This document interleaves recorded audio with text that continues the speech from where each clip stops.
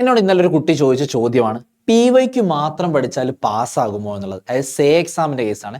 +2 say exam previous ഇയറിൽ 5 വർഷത്തെ questions മാത്രം എടുത്താൽ പാസ്സാകുമോ എന്ന് ചോദിച്ചു. ഞാൻ കുറച്ചു നേരം ഒന്ന് ആലോചിച്ചു. ഇപ്പോൾ ഈ കുട്ടി പാസ്സാവാൻ പ്രീവിയസ് ഇയർ ക്വസ്റ്റ്യൻസ് മാത്രം പഠിച്ചാൽ മതിയോ?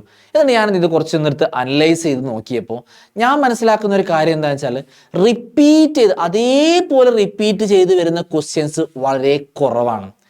ചില സമയത്ത് എന്ത് ചെയ്യുന്നു, സെയിം ക്വസ്റ്റ്യൻസ് ഡെറിവേഷൻസ് ഒക്കെ വരുന്നുണ്ട്, പക്ഷെ അത് നമ്മൾ പാസ്സാകുന്നതിലേക്ക് എത്തുമോ എന്നുള്ളത് സംശയം. കാരണം അത്രത്തോളം സെയിം ക്വസ്റ്റ്യൻസ് വരുന്നത് എന്തായിരിക്കും, വളരെ കുറവായിരിക്കും. മേ ബി ഫിസിക്സിന്റെ കേസ് ആയതുകൊണ്ട്, ബാക്കിയുള്ള കേസുകളൊന്നും എനിക്ക് എങ്ങനെ അറിയില്ല, ഫിസിക്സിന്റെ കേസ് ആയതുകൊണ്ട് മേ ബി അറ്റ്ലീസ്റ്റ് അവരുടെ വാല്യൂസ് മാറാം. ചില ക്വസ്റ്റ്യൻസ് ചെറിയ ട്വിസ്റ്റ് ഉണ്ടാവുള്ളൂ. അപ്പൊ അങ്ങനത്തെ ചെറിയ കേസുകൾ വരാനുള്ള ചാൻസ് വളരെ കൂടുതലാണ്. ഏതിന്റെ കേസ് ആകുമ്പോൾ, ഫിസിക്സിന്റെ കേസ് ആകുമോ എന്നുള്ളതാണ്.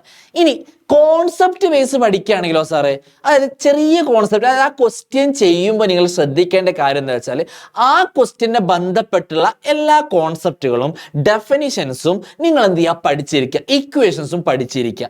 അങ്ങനെയാണ് എന്നുണ്ടെങ്കിൽ നിങ്ങളോട് ഞാൻ പറയും നിങ്ങൾ PYQ മാത്രം പഠിച്ചാൽ മതി എന്നുള്ളത്.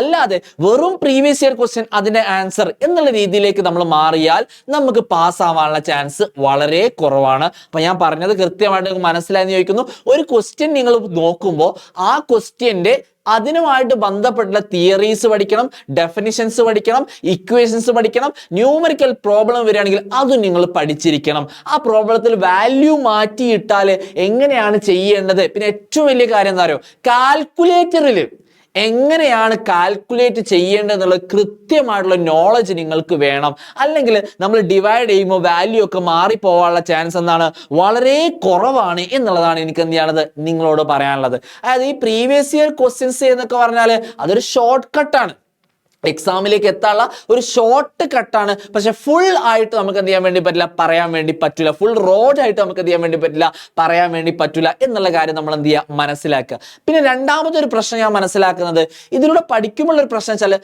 ഫുൾ ടോപ്പിക് ഒരിക്കലും കവർ ആവുകയില്ല.